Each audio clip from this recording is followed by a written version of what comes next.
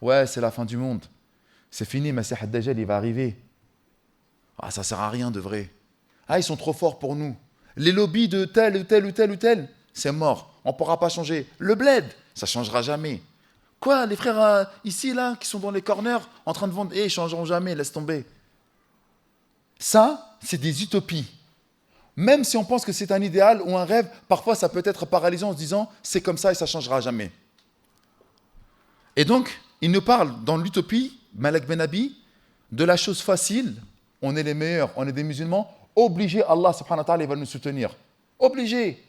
An-nasru lillah, man yansurullah yansurkum. Celui qui va aider Allah subhanahu wa ta'ala, ou plutôt qui va soutenir Allah. Allah, il n'a pas besoin de soutien, il n'a pas besoin d'aide, mais dans le fait de soutenir sa religion, sa législation, et de mettre en avant, subhanallah, ses préceptes, eh bien Allah subhanahu wa ta'ala va nous soutenir. C'est bon, c'est nous qui avons gagné.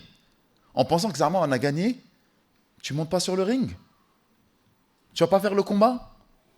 Ça y est, je suis plus fort. Regarde, t'as vu, machallah, ça y est, je suis bien là. J'ai un palmarès de fou malade, mais c'est que sur l'écrit. Tu vas pas monter sur le ring? Si tu montes pas sur le ring et que tu combats pas, comment on va savoir que c'est toi le meilleur? Eh bien, nous, c'est un petit peu ça dans l'exemple. On dit qu'on est des meilleurs, mais on n'a jamais voulu combattre. Ou bien, qu'est-ce qu'il nous dit? C'est la chose difficile, c'est-à-dire tout le monde nous déteste. On n'aime pas. Les musulmans, ils sont attaqués partout, en Chine, en Birmanie. On est avilis partout, on nous a spolié nos terres, ils sont en train de nous contrôler de partout, ça ne sert à rien, ils sont trop forts pour nous. Mais idnillah ta'ala, cette vie-là, elle ne me sert plus à rien, j'attends le paradis maintenant, je dois vivre au paradis. Heureusement que le Nabi sallallahu alayhi wa sallam ainsi que les compagnons, ils n'ont pas vécu comme ça. C'est vrai ou c'est pas vrai? Parce que s'ils avaient cette manière de penser, est-ce qu'on serait musulmans nous aujourd'hui? Allahu Akbar. Salam alaikum wa rahmatullahi wa barakatuh. Alhamdulillah, wa salatu wa salam ala rasulillah wa ala alihi wa sahbihi wa man walah.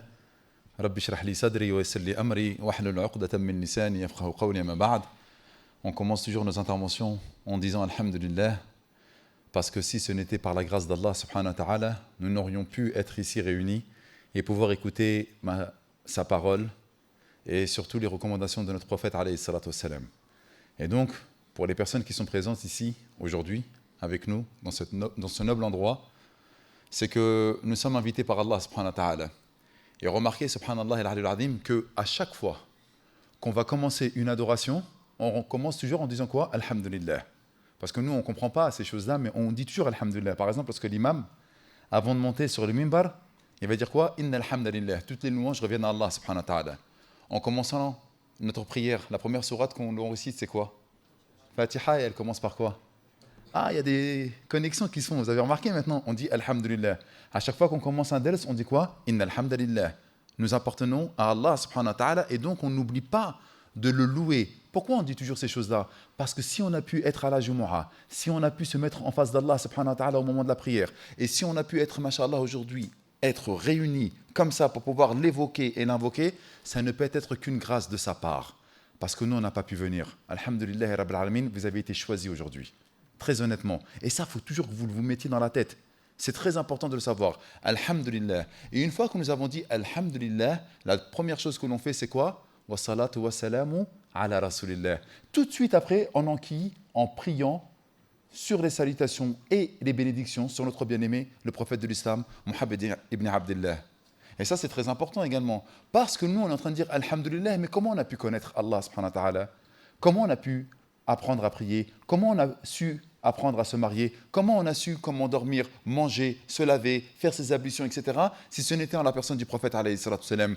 Toutes nos actions, depuis le lever du matin jusqu'à la dernière parole du soir en faisant dua al-naum, en faisant le dua du soir, on est en train de suivre qui? La guidée de qui? La méthode de qui? Le modèle de qui?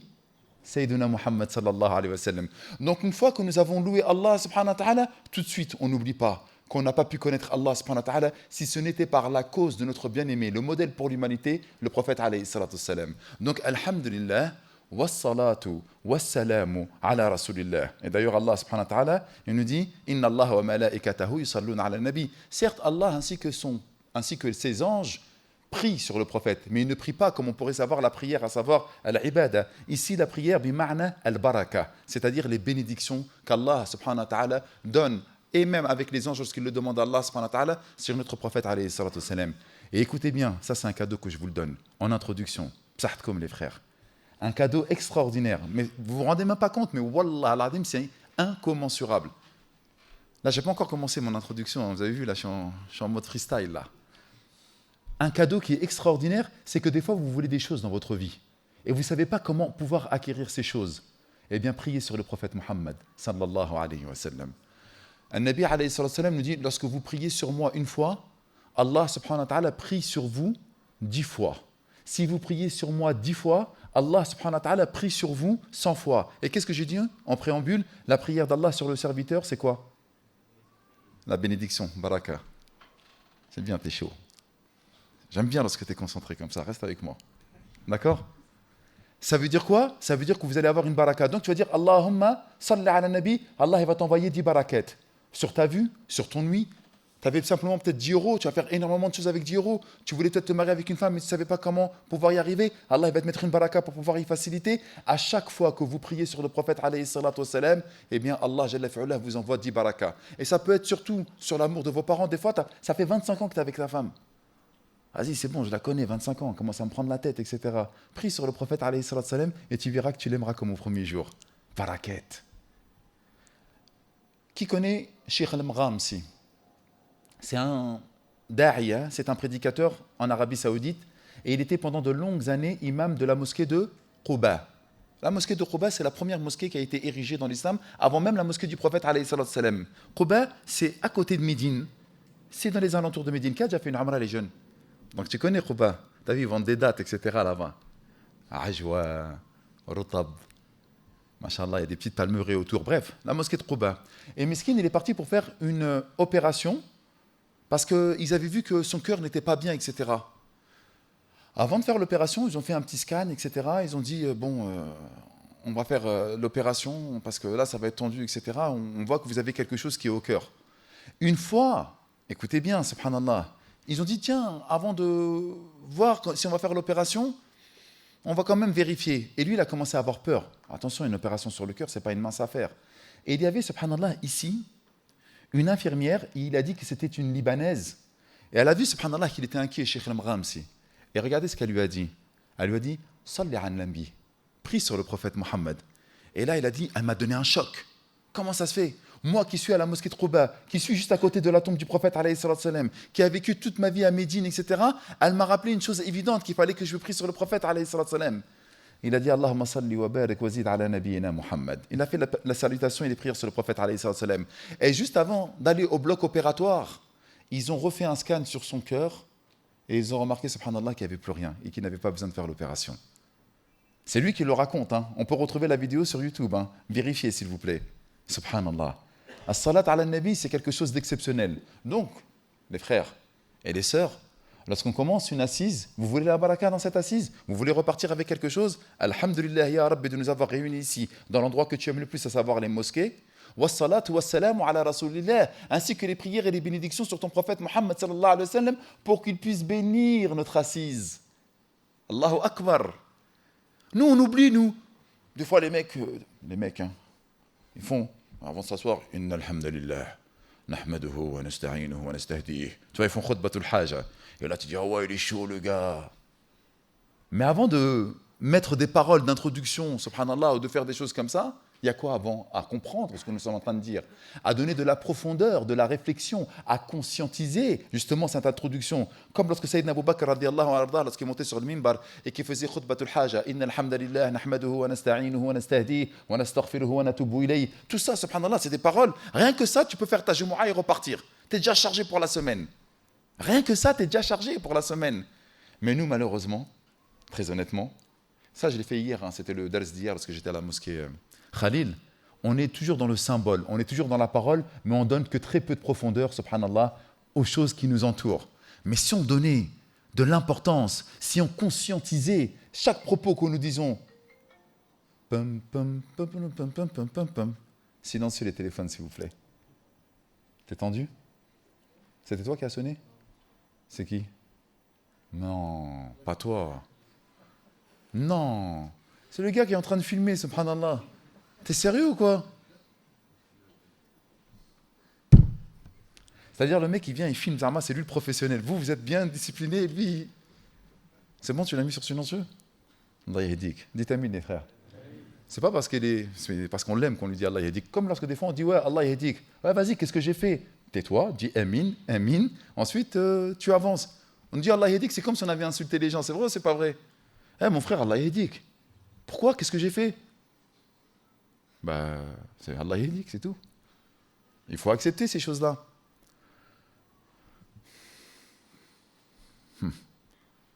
Des fois, il y a des gens qui ne t'ont pas appelé depuis super longtemps. Là, ça fait au moins 3-4 ans qu'il ne m'a pas appelé, ce gars-là, regardez.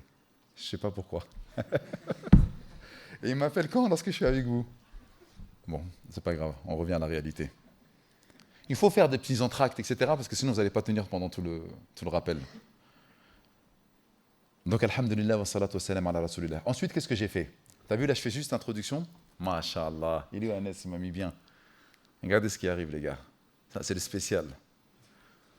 Ici, lorsqu'on est en Belgique, c'est comme si on était dans un petit Maroc, c'est vrai ou pas? Mais comment on peut avoir un petit Maroc sans la taille, mon frère? Barakallahu fik. Allah yaftah alik dunya akhira. Wa ya'tik mashroubat al-jannah. Dites amin, les frères. Mashroubat al-jannah, c'est les boissons. De lait, de miel, de vin. Oh, du vin. Ah, frère, du vrai vin, frère. Il t'enivre pas, celui-là. Alhamdulillah. Lorsque j'ai fait Alhamdulillah wa salatu wa salam ala rasulillah, ensuite j'ai fait une invocation qui est très importante. Rabbi shrah li sadri. Sayyidina Moussa alayhi salam, il avait fait devant Pharaon. Rabbi shrah li sadri. Apaise ma poitrine. Bah ouais, parce que je parle d'Allah et de son messager. Si vous remarquez qu'à chaque fois qu'on parle d'Allah et de son messager, c'est pour ça que je leur ai demandé d'allumer la clim, tu sues, tu es stressé, tu as peur de dire des choses qui ne sont pas en conformité avec véritablement la parole d'Allah. Tu as peur de faire dire des choses au prophète alayhi salam qu'il n'a pas dit. Tu stresses et peut-être qu'ils vont repartir avec une mauvaise idée. Et des fois tu dis Ya Rabbi, mets la baraka, shrah li sadri, parce que des fois les gars, ils vont prendre juste un tout petit maqta', ils vont le mettre sur Twitter et je vais me retrouver dans la sauce.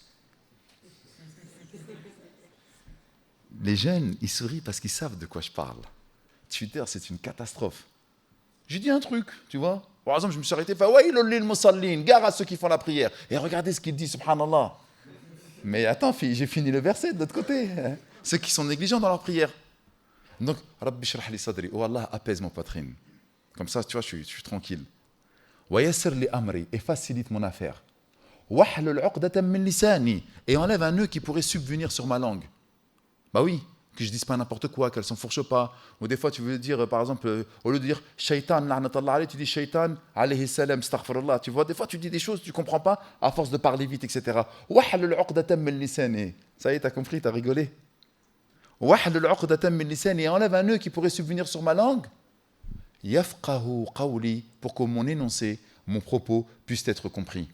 Parce que je veux que vous repartiez avec quelque chose. Et je vous annonce tout de suite, et là on va rentrer dans le sujet, je m'adresse aux jeunes et aux moins jeunes, mais particulièrement vous, mes petits frères et mes petites sœurs. Bi'idnillahi ta'ala, si vous êtes concentrés et si vous conscientisez ce que je dis aujourd'hui, vous allez gratter ce soir. Vraiment, wallah, vous allez prendre masha'Allah. Parce qu'en fait, il y a des pièges dans lesquels nous sommes en train de tomber, et c'est ça qu'en fait qui nous a un petit peu détruits, anéantis. On n'a pas compris un petit peu comment c'était la vie. Aujourd'hui, j'ai envie de parler du sujet de l'utopie. Qui sait ce que c'est qu'une utopie?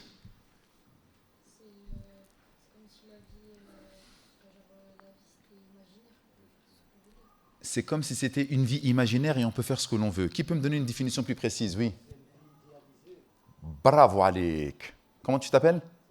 Samir Jordan. Ah, il a un fil Jordan, c'est pour ça que j'ai dit ça. Et c'est exactement ça.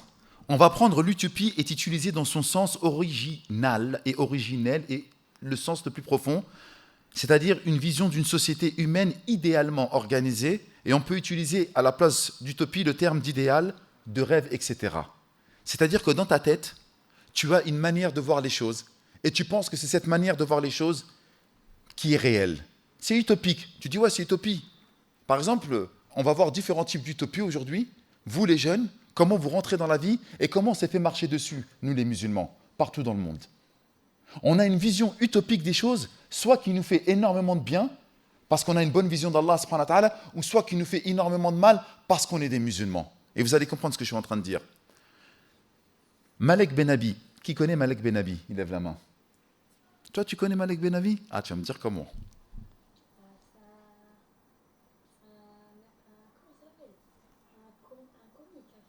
Ouais.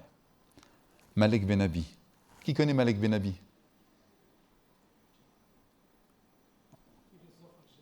Hein? Grand penseur algérien, réformateur de son temps, extraordinaire. Vous lisez du Benabi aujourd'hui, il a vécu dans les années 50. Il a été emprisonné pendant la Seconde Guerre mondiale chez les nazis, en Allemagne. Et il a été également mis sous résidence en France. Et, masha'Allah, il était dans la Sahwa, dans le réveil des musulmans en Algérie. Quelqu'un d'extraordinaire. Rahimahullah ta'ala, dites amin les frères. Malek Benabi, donc c'est pas un comique frérot. Ah, Malek Benali, ouais. Pas grave, t'inquiète. Malek Benabi, si vous lisez aujourd'hui ses livres, vous allez remarquer qu'on dirait qu'il vit avec nous. Alors que c'était un penseur des années 50. Et il est mort, subhanallah, dans les années 60-70. En bref, qu'est-ce qu'il nous dit? Il nous dit que l'utopie peut être paralysante, un paralysant politique et social. C'est-à-dire que lorsqu'on a une vision des choses, on est paralysé. Paralysé, ça veut dire quoi? Ça veut dire qu'on ne bouge plus. Ça y est, j'ai cette vision des choses et je sais que ça va se passer comme ça. Soit ça va avoir deux conséquences. Ça va nous démoraliser, ou soit ça va nous donner un autre défaut, c'est qu'on est sûr de soi. C'est comme ça et c'est pas autrement. Ou soit ça va nous démoraliser. Par exemple, je vous donne un exemple. Ouais, c'est la fin du monde. C'est fini, Masih ad-Dajjal, il va arriver. Ah, ça sert à rien de vrai. Ah, ils sont trop forts pour nous. Les lobbies de tel ou tel ou tel ou tel, c'est mort. On ne pourra pas changer. Le bled, ça ne changera jamais. Quoi, les frères ici, là, qui sont dans les corners, en train de vendre, ils ne changeront jamais, laisse tomber. Ça, c'est des utopies. Même si on pense que c'est un idéal ou un rêve, parfois ça peut être paralysant en se disant c'est comme ça et ça ne changera jamais.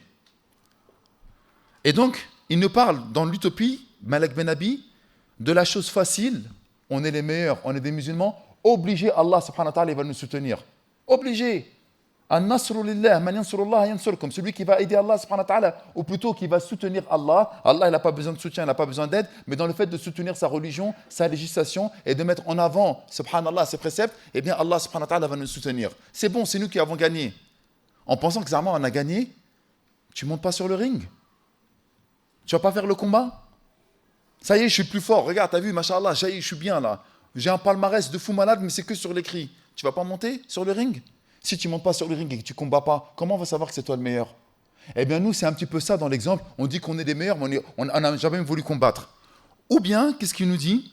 C'est la chose difficile, c'est-à-dire tout le monde nous déteste. On n'aime pas. Les musulmans, ils sont attaqués partout, en Chine, en Birmanie. On est avilis partout, on nous a spolié nos terres, ils sont en train de nous contrôler de partout, ça ne sert à rien, ils sont trop forts pour nous. Mais idnillah ta'ala, cette vie-là, elle ne me sert plus à rien, j'attends le paradis maintenant, je dois vivre au paradis. Heureusement que le Nabi sallallahu alayhi wa sallam ainsi que les compagnons, ils n'ont pas vécu comme ça. C'est vrai ou c'est pas vrai? Parce que s'ils avaient cette manière de penser, est-ce qu'on serait musulmans nous aujourd'hui? Allahu Akbar. Là, je pense que vous commencez à voir où je veux aller. Le but de l'islam, c'est d'avoir des actions authentiques et efficaces, qui change le quotidien et la réalité du terrain. Qui change le quotidien et la réalité du terrain. C'est ça un musulman. Il est efficace dans tout ce qu'il est. C'est une boussole le musulman. C'est un guide le musulman. C'est un repère le musulman. Ah lui c'est un musulman, c'est bon, on sait comment il est. Machallah, c'est un soutien. Il est là pour réformer la société. Regardez-nous comment on réfléchit. Écoutez comment on réfléchit. Je redonne l'exemple, subhanallah, de nos frères du quartier. Parce que vous êtes une élite, vous êtes venus à la mosquée. Allah, il a illuminé votre cœur de l'islam. Et combien même peut-être vous avez des problèmes, et combien même peut-être que vous vous battez contre vos démons, eh bien, alhamdulillah, rabbil alamin, si vous êtes ici aujourd'hui à la mosquée, c'est que vous êtes déjà dans l'effort et que vous êtes déjà, bi'idhnillah ta'ala, dans la culture du résultat. Pas dans la culture du résultat probant, c'est-à-dire que vous faites les choses pour espérer un résultat positif. Mais on parlera après du résultat, inshallah ta'ala. Vous voyez, subhanallah, nos frères qui sont dans les corners, ils sont maintenant sans gêne, sans hishma, sans pudeur.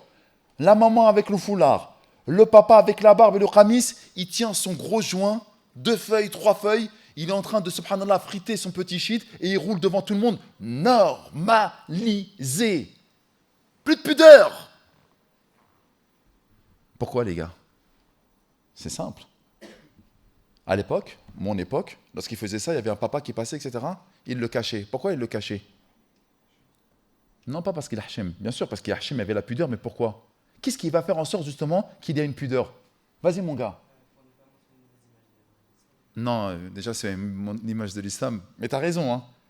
Il respectait les personnes qui, même musulmanes ou non musulmanes, ils respectaient les personnes qui passaient. Mais en fait, ils ne les respectaient pas. Pourquoi ils ne voulaient pas rouler devant eux et fumer devant eux? Non. Fadl Yashir. Masha'Allah alik. Masmouk. Othman. Il y a des gens, ils sont éclairés, les frères, ici. Allahu Akbar. Hafidak Allah Yashir, c'est exactement ça. Parce que si il faisait et il roulait devant eux, les gens, ils allaient venir le voir et ils allaient lui dire: hey, qu'est-ce que tu fais, toi? Il y a ma mère qui va passer ici. Il y a ma soeur qui va passer ici. Tu joues à quoi, là? Il avait la bière, il la mettait derrière. Parce qu'il savait que s'il y avait quelqu'un qui allait passer, etc., hey, qu'est-ce que tu es en train de faire? Ahshem.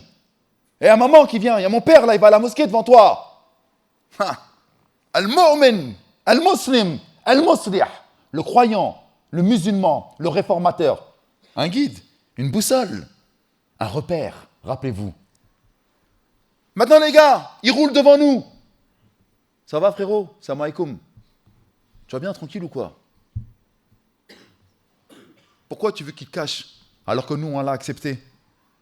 Presque nous, il va fumer même. Subhanallah, il va y avoir un nuage de fumée. Nos sœurs vont passer dans ce nuage de fumée. Excuse-moi, je peux passer? C'est nous qui nous excusons pour passer maintenant. C'est un truc de malade. Soupirez, respirez comme vous voulez. Je ne suis pas en train de vous chauffer. Hein. N'allez pas vous embrouiller avec eux. Des balles perdues, des coups de couteau qui ne servent à rien. Ça ne sert à rien du tout. On est en train de faire quoi, les gars? On est en train de faire un constat, oui ou non? Celui qui a 4 ans, il m'appelle encore. Est-ce qu'on est en train de faire un constat ou pas? Je ne vous ai pas dit d'aller les voir. Attention, comme ne me faites pas dire ce que je n'ai pas dit. Là maintenant, c'est devenu compliqué. Même entre eux, vous voyez bien combien ils sont en train de se tirer dessus. Mais même ici, subhanallah, pour 15 euros, parce qu'il a pris un client, subhanallah, pour une dose. Ouais, t'as pris mon client. Et on part de 7,50 €, 15 euros. C'était un stick, c'était un 10 balles. Pourquoi tu me prends la tête, etc. Vous n'allez pas aller les voir. Qu'est-ce que je suis en train de vous dire là? Je suis en train d'établir quoi? Un constat. On constate les choses. Donc, le but de l'islam, c'est d'avoir des actions authentiques et efficaces qui changent le quotidien et la réalité du terrain. Mais nous, on a fait de notre islam, ouais, c'est personnel. Alhamdulillah, c'est dans le cœur. J'ai fait ma salat. Allahu Akbar. Dua, s'il te plaît, pour moi. Mais le prophète, alayhi salam, bien sûr qu'il faisait dua. Mais lorsqu'il était à la bataille de Badr, 313, contre plus de 1000 Quraysh, il a placé ses soldats. Il a asséché les puits de Badr. Il a fait en sorte de se mettre en hauteur. Il a mis tout le monde en place. Et ensuite, subhanallah, il est rentré dans la tente. Abu Bakr, il est rentré et il a vu le prophète sallallahu alayhi wa sallam en train de lever les mains comme ça. Et il implorait à Allah subhanahu wa ta'ala de lui donner la victoire, An-Nasr. Et Ar-Rida, son châle, il est tombé. Et il levait les mains comme ça. Sayyidina Abu Bakr, il a remis son châle sur les épaules, le châle du prophète sur les épaules. Il a fait: ne t'inquiète pas, Allah, il va te donner la victoire. Qu'est-ce qu'il a fait avant de demander la victoire, les frères? Les causes. Qu'est-ce qu'il a fait avant de demander la victoire? Il a initié des actions qui vont apporter ou pas une victoire. An-Nasr min Allah subhanahu wa ta'ala. Le soutien et la victoire, elle vient d'Allah subhanahu wa ta'ala. Mais qu'est-ce qui incombe à nous? C'est de faire les choses. On ne le fait plus, les gars, ces choses-là. On a arrêté de les faire. Alors, première utopie que nous avons malheureusement, c'est que les musulmans doivent être unis. On doit tous parler d'une même voix. On doit tous être unis d'une seule et même manière. Ça, c'est une utopie qui nous fait énormément de mal. Et je vais vous dire pourquoi ça nous fait beaucoup de mal. Le premier mal que ça nous fait que les musulmans doivent être unis, c'est qu'en fait, si tu n'es pas comme moi, si tu ne suis pas mon obédience, mon madhab, mon shir, si tu ne réfléchis pas comme mon pays, comme ma patrie, comme mes origines, eh bien, tu es contre moi. Et ça a mis énormément de divisions. C'est une réalité, ça. Et on le voit. Quoi? Mais toi, t'es quoi? T'es Maliki? Ah, toi, t'es Shafi'i? Toi, t'es Hanbali? Toi, t'es Hanafi? Mais ça va. Si, wallah, que si c'était des divergences sur les madhab, ça va. On est tous encore sur la sunna. On est tous, mashallah, sur une vision claire de l'islam, basée sur des savants, des éminents savants, des symboles, des preuves de l'islam.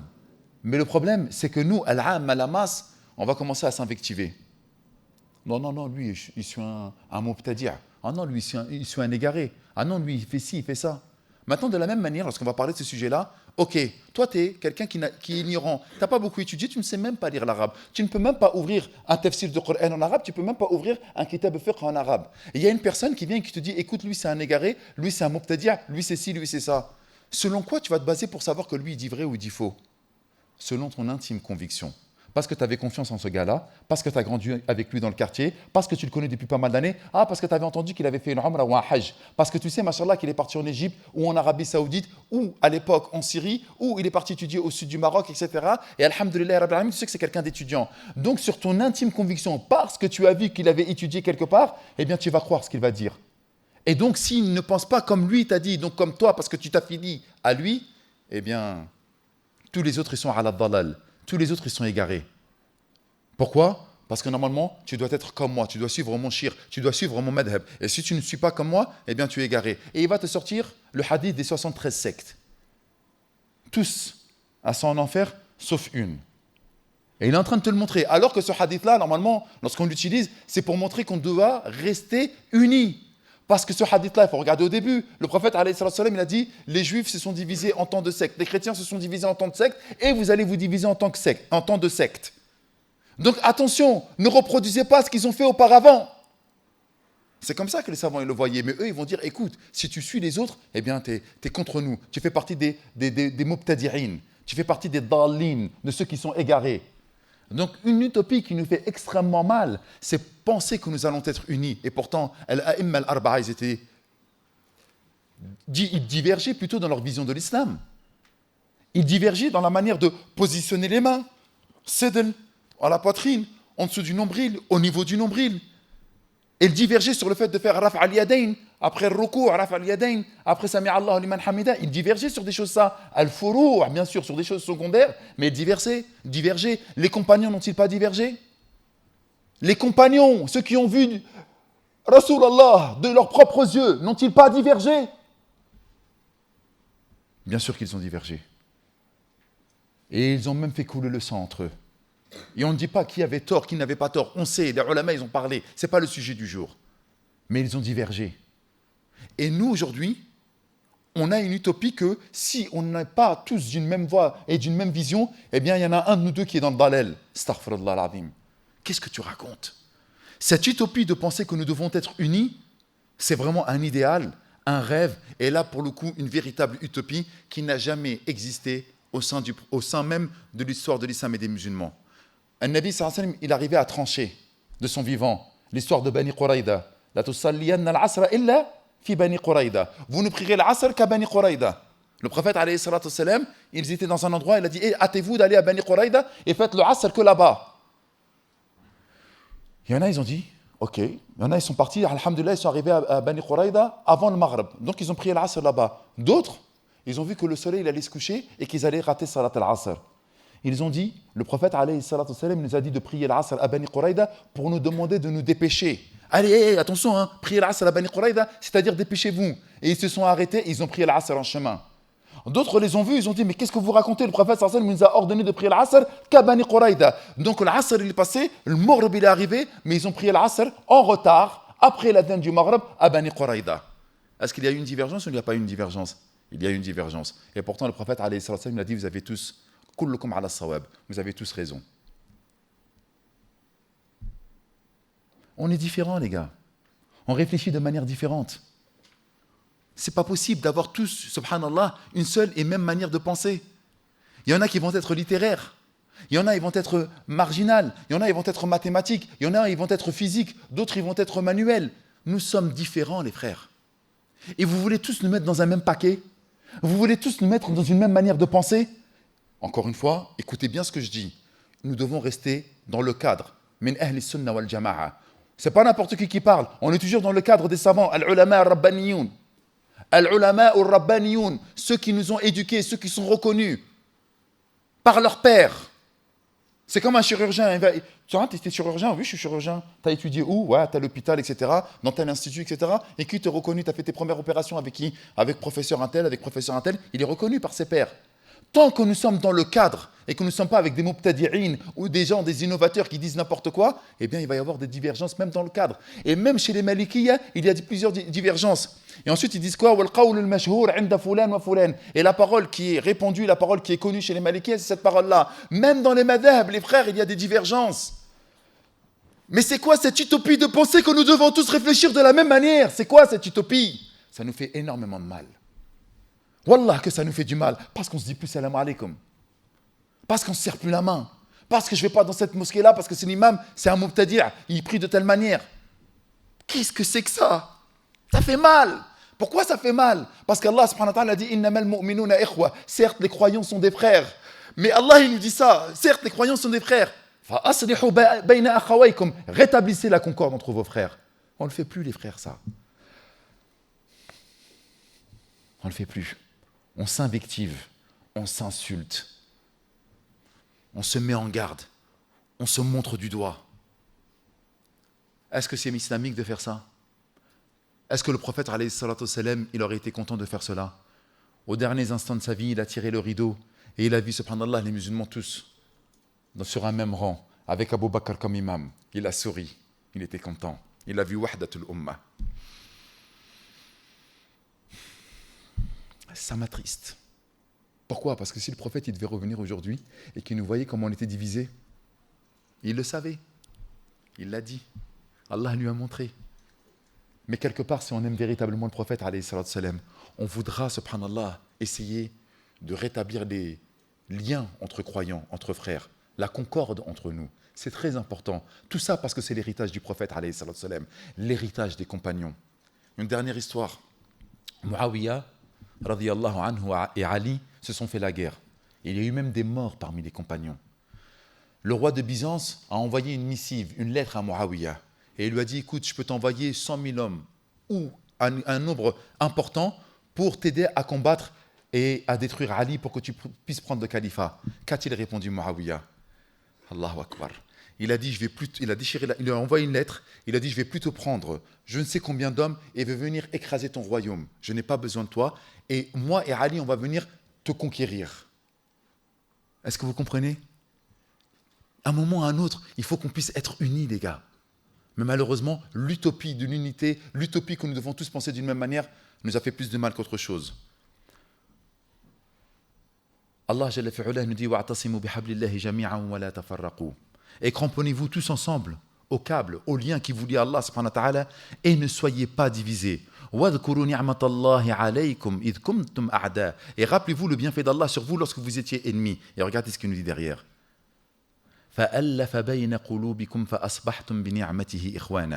Et c'est lui qui réconcilia vos cœurs, puis par son bienfait, vous êtes devenus frères. Par son bienfait. Ni'ma, d'être dans une fraternité. Donc si Allah subhanahu wa ta'ala nous a divisés aujourd'hui et que nous sommes en train de nous invectiver, réfléchissez juste un instant. C'est une ni'ma, c'est un cadeau.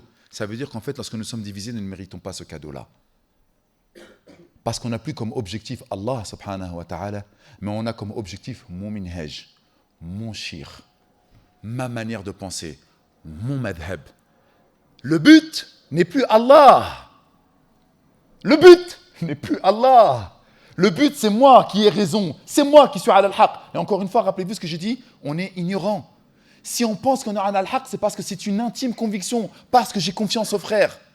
Allah subhanahu wa ta'ala nous dit وَاسْأَلُوا أَهْلَ الذِّكْرِ إِن كُنْتُمْ لَا تَعْلَمُونَ. Et demandez aux gens du rappel, aux gens du savoir, aux ulama si vous êtes ignorants de la chose. Là, on va demander à un gars du quartier parce qu'il est parti étudier. On va demander à un grand-père, on va demander à une personne, subhanallah, ou pire encore, on va demander à Cheikh Google, on va demander à une vidéo sur YouTube. Ouais, j'ai vu qu'il y avait une vidéo qui parlait d'un tel et d'un tel. C'est qui l'a fait la vidéo? Sais-tu qui c'est? Où il a étudié? De quelle manière? Et même les références qu'il prend. Est-ce que tu comprends ces références-là? Des fois, ils n'ont jamais entendu parler de ces personnes-là et ils les croient, subhanallah, rubis sur ongle. Ouais, c'est vrai ce qu'il dit. Mais comment tu sais que c'est vrai? T'as pas vérifié? Les frères, l'utopie, c'est très important parce que sans idée noble, nous n'avons pas de résultat. Et c'est l'idée religieuse, l'idée coranique qui va nous donner un résultat. Wallahi al-azim. Je vais donner un exemple très concret. Là, sur Instagram, les réseaux sociaux, TikTok, partout, vous ne voyez pas qu'il y a des gars qui disent « Ouais, alors ton alimentation, c'est super important, tu dois prendre 3 œufs, des compléments alimentaires, et tu verras, bidnillah, que ce que tu faisais en développé couché 60, tu pourras monter à 120. » Et on voit des vidéos, subhanallah, qu'un mec, il faisait 150 kilos, et tous les jours, il est en train de pousser, et il y a la musique de Rocky derrière. Et là, tu vois, t'es content, tu vois, et de combien? Il était à 150 kilos, il est descendu à 70 kilos, et il fait maintenant des gestes devant le miroir. C'est vrai ou c'est pas vrai? On le voit, on ne le voit pas. Qu'est-ce qui s'est passé avec lui? Il était pile poil dans l'utopie. Pile poil, il avait un idéal. C'est-à-dire qu'il était en surpoids et il s'est donné comme objectif, d'abord dans son idée, qu'il fallait qu'il change. Ça se passe d'abord ici, les frères. Si vous n'avez pas cette idée-là dans la tête, et vraiment, écoutez bien les frères, les petits jeunes, Wallah l'azim, c'est un cadeau que je vous donne. Si vous n'avez pas dans l'idée déjà de vouloir changer, vous n'y arriverez pas. Qu'est-ce que je suis en train de vous dire? Lui, il a eu l'idée dans sa tête qui a germé et qui a dit je ne peux plus continuer comme ça. Je commence à être essoufflé. Peut-être que je vais avoir du diabète. Je suis en surpoids, ça ne va pas du tout. Et dans sa tête, il a dit il faut que je change. Et ensuite, il a mis des actions pour pouvoir changer. Mais c'est exactement pareil pour le musulman. Il se dit j'arrive pas à faire mes prières à l'heure. Mais il ne fait pas les actions pour faire ses prières à l'heure. Et même dans sa tête, il se dit ouais, Inch'Allah, Rabbi me guide. Arrête de dealer dehors, arrête de vendre du chichon, c'est haram ce que tu es en train de faire, etc. Ouais, Inch'Allah, il va me guider. Ça reste qu'un mot. Est-ce qu'il a mis l'azim et la volonté dans sa tête de se dire hey, il faut que je change? Est-ce que l'idée, elle a germé dans sa tête pour se dire qu'il faut qu'il change? Non, elle n'a pas germé. Il se dit toujours Inch'Allah. Ah, c'est le maktoub, pour l'instant je suis là. C'est pas vrai, c'est pas le maktoub. Bien sûr que c'est le maktoub, Allah subhanahu wa ta'ala fi ilmihi, il le savait. Mais tu as un rôle, c'est toi qui choisis. Attention, hein, de dire ouais, c'est le maktoub, c'est le maktoub. Ouais, ça veut dire quoi? Qu'Allah il est injuste? C'est la faute d'Allah subhanahu wa ta'ala que tu es dans cette situation-là? C'est le maktoub. Si Allah il avait écrit que je devais prier, je serais en train de prier. Qu'est-ce que tu racontes, Akhi? Et ton choix? وعرضنا الأمانة على السماوات والأرض والجبال فأبين أن يحملنها وأشفقن منها وحملها الإنسان إنه كان ظلوما جهولا. Allah subhanahu wa ta'ala nous raconte ce dépôt, ce poids, cette amana. Ce poids, c'est un poids sur nos épaules qu'il a donné aux cieux, aux montagnes, à la terre. Prenez ce libre arbitre, le choix. فأشفقن منها. Ils ont eu peur, ils l'ont refusé. Nous, nous l'avons choisi, nous l'avons accepté. Nous avons toujours le choix. Et donc, si cette idée de changer dans ta tête ne germe pas, si tu n'es pas dans cette utopie de pouvoir créer un idéal, eh bien, rien ne se passera, les frères. Hafidhahu Allah ta'ala. Amin, ya Rabbi. Alors, écoutez ensuite. Autre chose dans l'utopie, c'est qu'en fait, les gens, ils sont mauvais et ils ne changeront jamais. C'est vrai ou c'est pas vrai? Est-ce qu'on l'a pensé ou on ne l'a pas pensé? La vérité, barakallahu fik. On l'a pensé ou on ne l'a pas pensé? Regarde-moi. On l'a pensé ou on ne l'a pas pensé? Pour de vrai ou tu m'as juste dit ouais, c'est vrai? Comment tu t'appelles? Jawad. Masha'Allah. Tranquille, Jawad, t'inquiète pas. J'aime bien Jawad. Il est sérieux depuis tout à l'heure. On a du mal à lui faire lâcher un sourire. Excuse-moi, hein. T'es pas fâché? Ok. Les gars, nos propres frères, dans notre propre fratrie, qui a mis les mêmes chaussettes que nous, on s'embrouillait le matin, moi à l'époque. Des frères qui étaient dans la même salle de bain que nous, même papa, même maman, même école, même collège. Il y en a un, il va sortir, subhanallah, pieux, et l'autre, il va faire n'importe quoi. C'est vrai ou c'est pas vrai? Pourtant, c'est le même projet, c'est le même papa, la même maman, le même professeur, le même collège, le même quartier, la même chambre. Ils respirent le même air. Le matin, lorsque tu ouvres la porte, oh là là, c'est chaud, les gars. C'est vrai ou c'est pas vrai? Pourquoi il y en a un, subhanallah, qui vient, il est opérationnel, et l'autre, il est éloigné? Et après, qu'est-ce qu'il fait, celui qui est opérationnel? Nous, Inch'Allah ta'ala, nakunu minhum, parce que nous, on est à la mosquée, etc. Ouais, mais je lui ai parlé pendant 2 ans, 3 ans, 4 ans, 5 ans, il ne veut pas lâcher l'affaire. Il ne veut pas revenir. Voilà, lorsqu'on va aller voir nos petits frères et nos petites sœurs du quartier, arrête de faire n'importe quoi. Mais c'est un mytho, le gars, il est en train de te mitonner, tout ce qu'il veut, c'est ton corps. Arrête, ma sœur, fais pas n'importe quoi, tu es en train de te faire avoir par lui. Elle n'écoute pas, elle ne veut pas écouter. Tu lui parles 1 fois, 2 fois, 3 fois, eh vas-y, j'en ai marre de toi, fais ce que tu veux. T'es foutu, tu ne réussiras jamais. Est-ce que vous l'entendez souvent, cette histoire, ou pas, les frères? C'est la vérité. Et pourtant, c'est une gravissime erreur de faire une chose pareille. Et Allah Jalla fi'ulah nous a donné maintes et maintes exemples dans le Coran. Lorsqu'il a dit, et lorsqu'il nous parle de Sayyidina Nuh alayhi salam, qu'est-ce qu'il dit par rapport à Sayyidina Nuh, à notre maître Nuh? Il a dit qu'il a appelé son peuple pendant combien? 950 années. Vous avez entendu combien? Combien j'ai dit? Presque 1000 ans. Laylan wa nahara, de jour comme de nuit. Ils se bouchaient les oreilles, ils mettaient leur capuche, ils fuyaient. Il n'a jamais lâché l'affaire. Tous les prophètes et messagers ont appelé leur peuple. Et ils n'ont jamais lâché l'affaire. Et ils n'attendaient que l'ordre d'Allah subhanahu wa ta'ala pour pouvoir émigrer et partir. Et Yawm al-Qiyamah, An-Nabi alayhi sallam, sallallahu alayhi wa sallam, Sayyidina Muhammad sallallahu alayhi wa sallam nous dit qu'il viendra Yawm al-Qiyamah, les prophètes et messagers avec leur peuple. Et il viendra des prophètes et des messagers qui viendront seuls. Leur peuple ne les a même pas écoutés une seule fois. Pas un les a suivis. Hadith sahih, reconnu authentique. Maintenant, posez-vous la question, pourquoi Allah, Jalla fi'ula, il envoie un prophète alors que personne ne va le suivre? Allah, il savait que personne n'allait le suivre, oui ou non? Là, franchement, je suis en train de rentrer dans le vif du sujet. Vous vous rendez compte qu'il a envoyé un prophète, un messager, et personne ne l'a suivi. Pourquoi Allah, il l'a envoyé? Qui peut me le dire?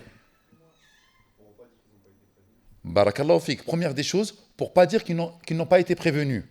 Yaqum alayhim al-hujja. Il va leur montrer la preuve, il va leur dire, ouais, regardez, je vous ai envoyé un prophète, pourquoi vous ne l'avez pas suivi?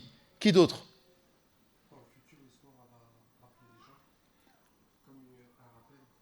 Ça va être un rappel pour nous, en premier lieu, parce que c'est mentionné dans le Coran, pas mentionné dans le Coran, dans la Sunna, qu'effectivement, il y a des gens qui ne suivent pas leur prophète. Et donc, ça doit nous rappeler que nous, on n'a pas d'objectif, de résultat. Oui? Parce qu'Allah subhanahu wa ta'ala, barakallahu fik, n'est pas injuste. Oui? Parce que j'y arrive ça c'était ma conclusion. T'es fort. Parce que c'est Allah subhanahu wa ta'ala qui guide, oui? Exactement. Parce qu'Allah subhanahu wa ta'ala, il envoie la cause et c'est Allah qui gère le résultat, oui? Et c'est pour nous montrer en fait que nous avons le choix de suivre le prophète ou pas. Oui? Il n'y avait pas de deuxième chance pour eux parce que c'est Yawm al-Qiyamah. Personne ne l'a suivi. Barakallahu fik, oui. Et toi le dernier? Non, il n'y a pas de bon soupçon là-dedans. Parce que j'ai parlé de Yawm al-Qiyamah qui est venu le jour du jugement dernier tout seul avec aucun qui l'a suivi. Pourquoi Allah, vas-y, t'es le dernier, vas-y. Oui, déjà pour tester le prophète, effectivement, parce que tous les prophètes et messagers, ils sont testés lorsqu'Allah Azza wa Jalla leur envoie Risala. Et c'est exactement ça, est arrivé à la conclusion, machallah, de notre frère ici présent. On dirait qu'il y a une petite lumière là-bas, Allahumma barik. Écoutez bien, hein, il est arrivé tout seul, Yawm al-Qiyamah, personne ne l'a suivi. Qui connaît l'histoire de Sayyidina Yunus alayhi salam? Tout le monde, normalement. Jonas, c'est celui qui est tombé dans l'eau et qui l'a avalé? La baleine, le requin blanc, peu importe, on ne sait pas, un gros poisson. Il a été gobé. Regardez bien, Allahu Akbar, comment c'est fort. Sayyidina Yunus alayhi salam, il a appelé son peuple ne voulait pas le suivre. Vas-y, vous êtes foutus, j'en ai rien à faire, je pars. Je ne reste pas dans un endroit qui ne veut pas suivre Allah et son messager. Et il est parti avec la permission ou sans la permission d'Allah? Sans la permission d'Allah, subhanahu wa ta'ala. Il est monté sur le bateau, ils ont fait qura'a 3 fois, 3 fois c'était lui, et ils avaient honte de le jeter dans la mer parce que c'était quelqu'un de notable et d'honorable. À la fin, il s'est jeté lui-même. Qu'est-ce qu'il a fait Allah, subhanahu wa ta'ala, de son peuple? Il l'a guidé alors qu'il n'était même pas là. Vous écoutez? T'es parti, Yunus? J'avais pas besoin de toi pour qu'il soit guidé. C'est moi qui guide. Tout son peuple, il a fait. On a été injuste envers notre prophète. Il n'était plus là. On ne doit plus rester dans la cité dans laquelle nous a fait da'wa. Cet endroit, il est maudit. Ils sont sortis dans le désert et Allah les a guidés tous, sans exception. Allahu Akbar. Leur prophète, il était là. Il leur a parlé, ils ne l'ont pas suivi. Il est parti. Ils sont tous rentrés, subhanallah, dans le dîn. Et ils se sont tous, subhanallah, soumis à Allah, subhanahu wa ta'ala. Et Sayyidina Yunus, alayhi salam, il n'était même pas là. Man huwa al-hadik, c'est qui guide? Allah subhanahu wa ta'ala. En revenant à nos moutons, nous les musulmans, quelque part, dans notre idéal, dans notre manière de penser, on a la culture du résultat. Instagram, TikTok, résultat, GPS, Waze, ils te disent si tu passes par là, tu as 54 km, mais tu vas revenir, tu vas gagner plus de temps. Tout le temps, on est tous dans la culture du résultat. Comment faire pour faire de la lecture rapide? Tu vas lire ton livre de 300 pages en 1 heure. Culture du résultat. Culture de la note, culture de la masse musculaire. Attends, tu sais que tu as un indice gras de je ne sais pas combien de temps, il y a des chiffres, etc. Tout le temps, la culture du résultat. On est dans le résultat partout. Et malheureusement, nous nous sommes mis dans la culture du résultat vis-à-vis de la religion d'Allah, subhanahu wa ta'ala, en oubliant que c'était Allah, subhanahu wa ta'ala, qui guide. Le résultat est entre les mains d'Allah. L'objectif d'action ou de transmission est auprès de nous et non le résultat. Il y a plus de 11 occurrences. Occurrence, c'est quoi? C'est répété 11 fois dans le Coran au sujet du prophète alayhi salam, où Allah subhanahu wa ta'ala lui dit que tu n'es là pour transmettre que de la meilleure des manières, sans objectif de résultat. في سورة النحل في سورة آل عمران وما عليك إلا البلاغ المبين. Tu n'es tenu que de transmettre de la plus parfaite des manières. إنك لا تهدي من أحببت ولكن الله يهدي من يشاء. Allah dit à son prophète, tu ne guides pas ceux que tu aimes ou ceux que tu aimerais qu'ils soient guidés, mais Allah subhanahu wa ta'ala guide celui qui veut être guidé. Et il y a deux interprétations ici. Man yasha Allah wa man yasha huwa al-mar'. C'est-à-dire celui qui veut être guidé, Allah est le guide. Et dans une autre interprétation, celui qu'Allah subhanahu wa ta'ala veut qu'il soit guidé. Nous avons le choix, les frères. Donc à un moment ou à un autre, si tu fais da'wah aux frères là, qui sont ici, là, en train de tenir les corners, parce que tu les connais, je ne te demande pas d'aller voir des personnes que tu ne connais pas, je te demande d'aller voir des personnes qui étaient avec toi, dans le corner, qui sont en train de tenir des fours, qui sont en train de faire n'importe quoi. Va leur parler une fois. Ah, vas-y, c'est bon, arrête de jouer l'imam. Mais vas-y, t'es qui, toi, tu joues l'imam? C'est vrai, ils vous le disent ou vous le disent pas, parce que des fois, vous leur parlez. Eh, vas-y, joue pas l'imam avec moi. Ok. Eh, frérot, vas-y, arrête. Subhanallah. Il y a la mort, il y a l'enfer. En plus, regarde, subhanallah, il y a Tata Foulana qui vient de passer. Il y a Ami Foulane, regarde, avec son kamis, etc. Eh, vas-y, c'est bon, arrête de me saouler. Eh, salam alaikum, frérot. Eh, t'as vu, arrête de faire n'importe quoi. Subhanallah, regarde, Allah est en train de te regarder. C'est qu'il y a un ange à droite, à gauche. Eh, vas-y, c'est bon, arrête, tu me prends la tête, etc.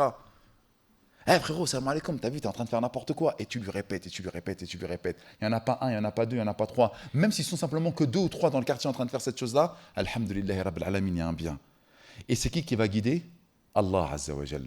Et rappelez-vous une chose très importante, ce n'est pas le nombre qui va faire en sorte que ça change. C'est toujours une élite, une qilla, des personnes qui sont sincères et qui ont une foi immuable et inéluctable, c'est-à-dire qui vont aller de manière inéluctable vers Allah subhanahu wa ta'ala, qui vont changer la donne. À l'époque, subhanallah, à l'époque de la migration à Médine, ils étaient 80. Regardez maintenant, subhanallah, Jakarta, Ouagadougou, Rabat, Sarajevo, Istanbul, partout il y a des musulmans. Et ils sont partis, subhanallah, d'un petit noyau dur. Si ce petit noyau dur, il disait, parce que Quraysh, ils étaient fâchés contre eux, etc., c'est bon, on n'y arrivera jamais, ils sont foutus, ils ne seront jamais guidés, etc. Est-ce qu'on serait musulmans aujourd'hui? Ils ont vécu des situations pires que les nôtres.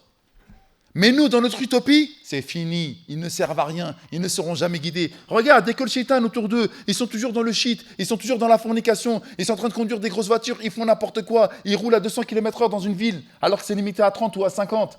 Ils sont finis, ça ne sert à rien de leur parler, ces gens-là. Ce sont des démons humains. On l'entend ou on ne l'entend pas, ça? وَمَا عَلَيْكَ إِلَّا الْبَلَاغُ الْمُبِينُ. Tu n'es tenu que de transmettre de la meilleure des manières. Al-Balagh al-Mubin, c'est pas tu transmets n'importe comment. Non, il y a des manières de transmettre les choses. Bismillah.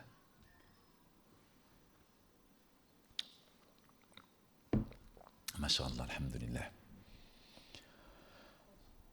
Quoi? Ouais, c'est bien parce que tout à l'heure il était trop chaud. Vous êtes toujours là ou pas?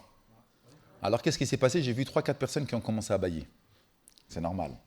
Ça fait je ne sais pas depuis combien de temps on est en train de parler. Et c'est complètement normal. Il faut bâiller de temps en temps. Vous êtes toujours là ou pas? Est-ce que ça vous parle un petit peu ou vite fait? Non, voilà, je ne veux pas parce que vous me respectez, vous m'aimez bien, etc. Franchement, ça vous parle ou pas? Ça vous donne des éléments, Inch'Allah, pour votre futur un petit peu et sur votre manière d'agir ou pas, les frères? Barakallahu fi, comment tu t'appelles? Omar? Ah, t'es chaud, Omar. Un beau prénom, Allahu Akbar. Autre chose, une utopie que nous avons, vous avez compris à peu près le sujet où je veux vous emmener, c'est qu'on a des manières de voir les choses qui ne sont pas islamiques. On a des utopies qui soient bonnes et qui soient mauvaises, et à un moment ou à un autre, il faut arrêter avec ça. Il faut aller sur le concret, sur le terrain du concret, le terrain de la réalité, le terrain qui va nous permettre de changer la donne. On entend souvent, il nous faut un leader. Si on n'est pas fédéré autour de quelqu'un, on n'y arrivera jamais. Masha'Allah, Sulayman, il est arrivé, hafidahullah. Amin, ya Rabbil Alamin. Qu'Allah subhanahu wa ta'ala fasse de cet enfant un pieux parmi les pieux, dites amin. Ainsi que tous les enfants des croyants, dites amin. Et qu'il en fasse un brave parmi les braves, dites amin. Et qu'il en fasse quelqu'un qui apprendra le Coran en entier, dites amin. Ainsi que tous nos enfants, même les miens, dites amin. Et vos futurs enfants, même si vous n'êtes pas mariés, dites amin. Allahu Akbar. On est bien. Pourquoi je vous dis de faire des invocations à ce moment-là? Parce que là, il y a les anges qui sont en train de nous recouvrir de leurs ailes. Et parce que nous sommes dans la mosquée, mais surtout parce qu'on est en train d'évoquer et invoquer Allah subhanahu wa ta'ala. Et donc les anges, ils sont là. Et lorsqu'on fait des invocations, Allahu Akbar, eh bien, ils disent Amin en même temps que nous.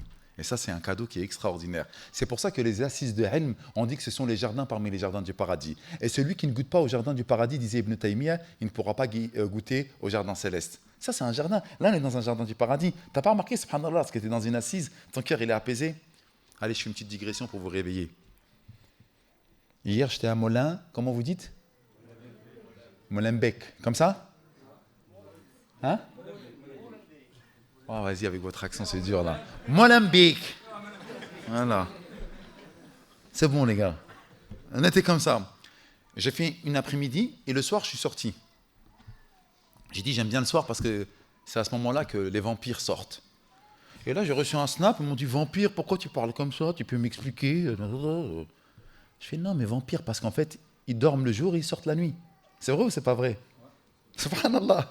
Ils dorment le jour et ils sortent la nuit. Toute la matinée, il se lève à 2h, 3h, et après il sort un petit peu, tout ça, et après il vit la nuit. Jusqu'à 4h, 5h du matin, et après il va aller se coucher. C'est vrai ou c'est pas vrai? Donc moi, pour rigoler, je les appelle les vampires. Et ensuite, j'ai dit, il y a les démons aussi qui sortent après la nuit.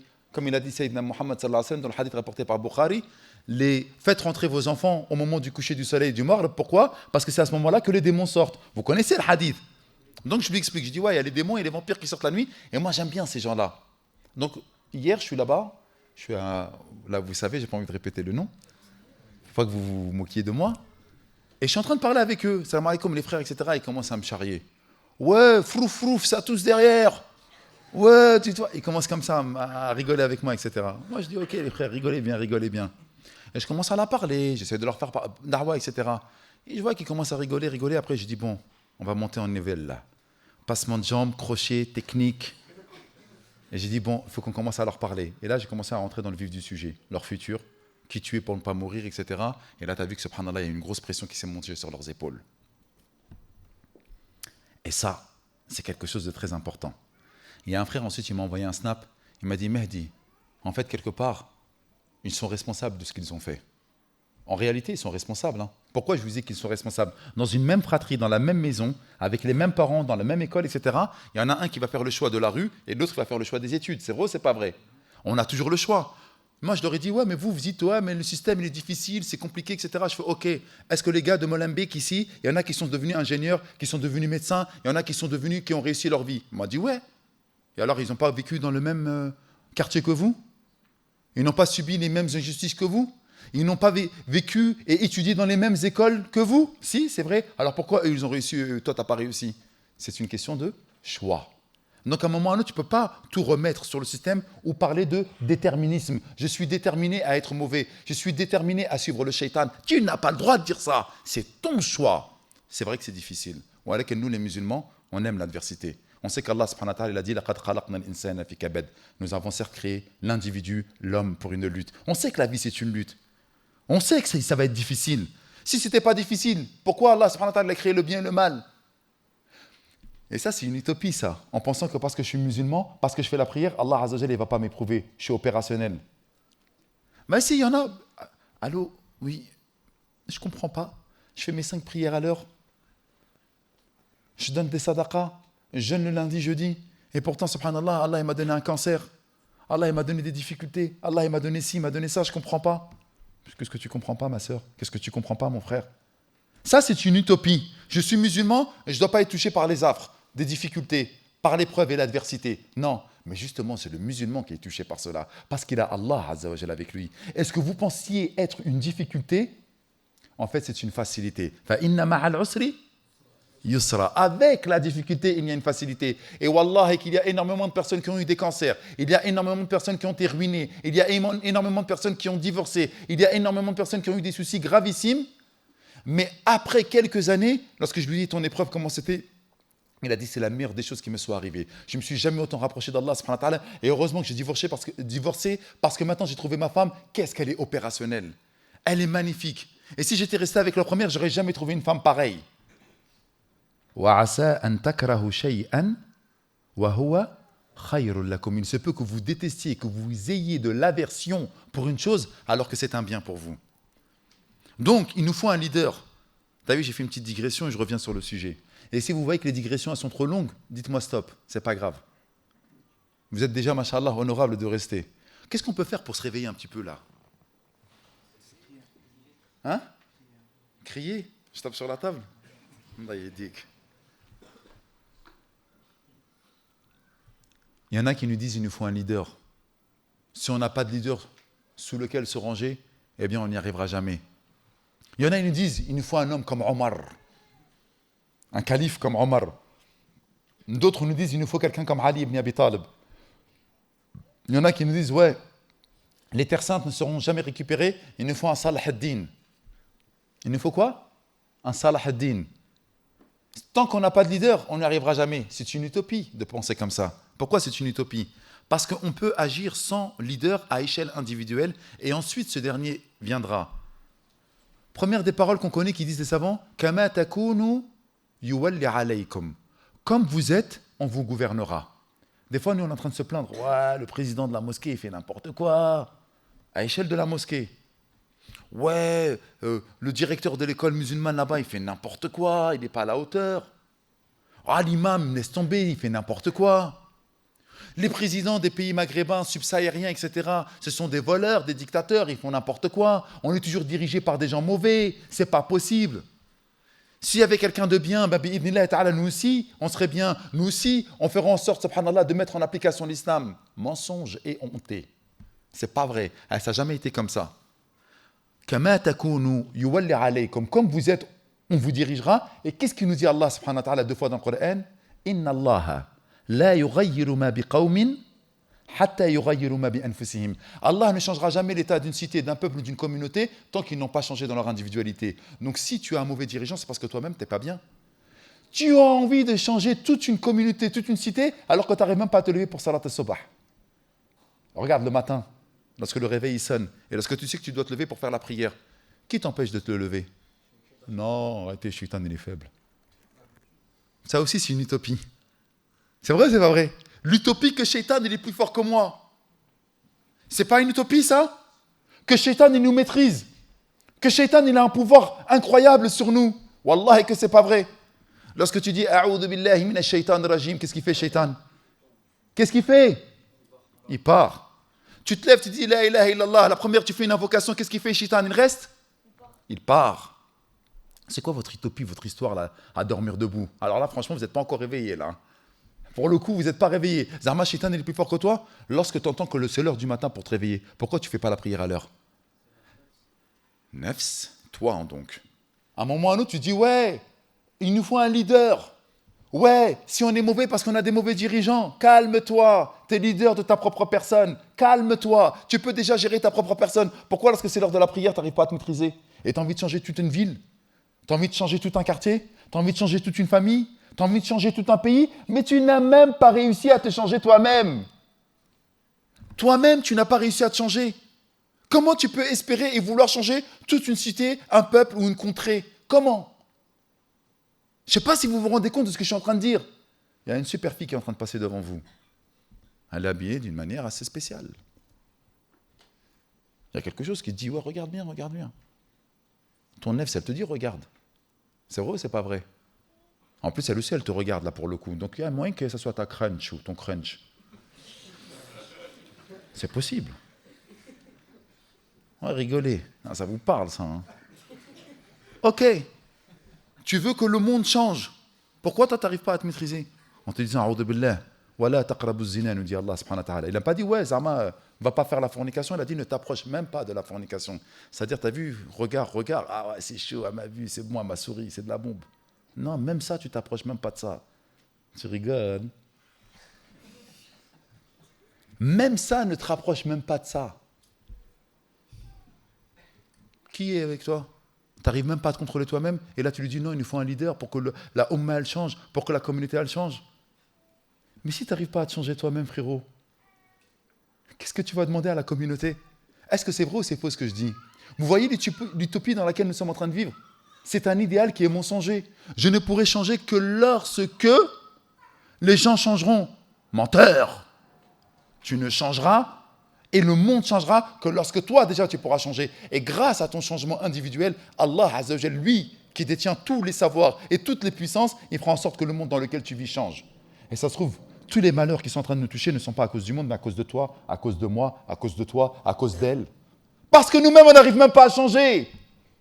Utopie de penser qu'il nous faut un leader, il nous faut, subhanallah, des dirigeants forts pour que nous, on puisse changer. Tu n'arrives même pas à être fort avec toi-même déjà. Je vous parle en vrai, les gars. Ça suffit là maintenant. Ouais, non, je sais pas quoi. Arrêtez de mentir. On va être seul dans notre tombe. On vit seul. Lorsque tu as une rage dedans, tu es seul. Lorsque tu as mal, tu es seul. Lorsque tu es malade et que tu as besoin, subhanallah, tu es dans un état fébrile, même si ton épouse, même si ta mère, même si tes potes, ils sont là, à la fin, c'est toi qui grelottes sous la couette. Tu es tout seul. Alors change-toi et arrête de regarder les gens. Et ensuite, il faut tous qu'on réfléchisse de la même manière. Il y en a qui disent que l'islam, il faut que tu apprennes le Coran par cœur. Ou alors il faut que tu sois un faqih. Ou alors il faut que tu sois dans tel ou tel institut, etc. Ça aussi, c'est n'importe quoi. On a cantonné l'islam à l'apprentissage du Coran, à l'apprentissage des hadiths, etc. Comme si tout le monde devait être des hufad, ou comme si tout le monde devait être, subhanallah, des étudiants à Médine, ou au Caire, ou peu importe, à l'Azhar, ou peu importe où ça peut être. On dirait que ça ne peut être que comme ça qu'il faut réussir l'islam. Mais ça aussi, c'est une utopie. Il n'y a qu'un seul chemin qui peut mener à Allah, subhanahu wa ta'ala. Il y a des menuisiers. Il y a des personnes, subhanallah, qui sont investies dans les sciences, des mathématiques, dans l'ingénierie. Il y a des personnes qui ont des facilités à faire le Coran. Il y a des personnes comme moi qui ont des facilités à parler devant des gens. Chacun a une aptitude. Chacun a une qualité. C'est quoi ta qualité? Qu'est-ce que les gens aiment en toi? Pourquoi les gens ils aiment bien te côtoyer? Pourquoi les gens ils aiment bien rester avec toi? Mes jeunes, mes petits frères, réfléchissez un instant. Vous avez des qualités indéniables. Mais vous avez oublié en fait qu'il faut être que rappeur, footballeur, chanteur, influenceur. Pourquoi? Parce qu'on vous a mis, subhanallah, dans l'idée que c'était que comme ça la réussite. Voilà les gens qui sont en train de vendre de la drogue, etc., là, qui sont dehors, là, ici, juste à côté. C'est que comme ça que tu vas réussir. Et wallah el-azim, hier j'étais avec un frère. Qu'est-ce qu'il est intelligent? Qu'est-ce qu'il est opérationnel? Tu parles avec lui, ses yeux pétillent d'intelligence. Et il aime Allah subhanahu wa ta'ala, il aime son messager. Wallah el-azim, il a passé la soirée avec nous. Il est en place, le gars. Hein. Il est vraiment en place. Mais je dis, mais qu'est-ce que tu fais avec ces gens-là? Il me disait même, lorsque je suis avec eux, wallah, que je ne fume pas ni la cigarette, ni le bédo. Je fais, mais t'es en galère, eux, lorsqu'ils sont fumés et qu'ils racontent des vieilles blagues, ils commencent à rigoler. Toi, t'es lucide, c'est pas marrant ce qu'ils racontent. Il fait, ouais, je sais. Il n'a rien à faire avec eux. Mais, dans sa tête, dans son utopie, pour pouvoir réussir, il faut être parmi les gens de la rue. Il faut faire du bif. Il faut faire de l'argent. Il faut mettre la casquette Gucci. Il faut avoir la Louis Vuitton sacoche.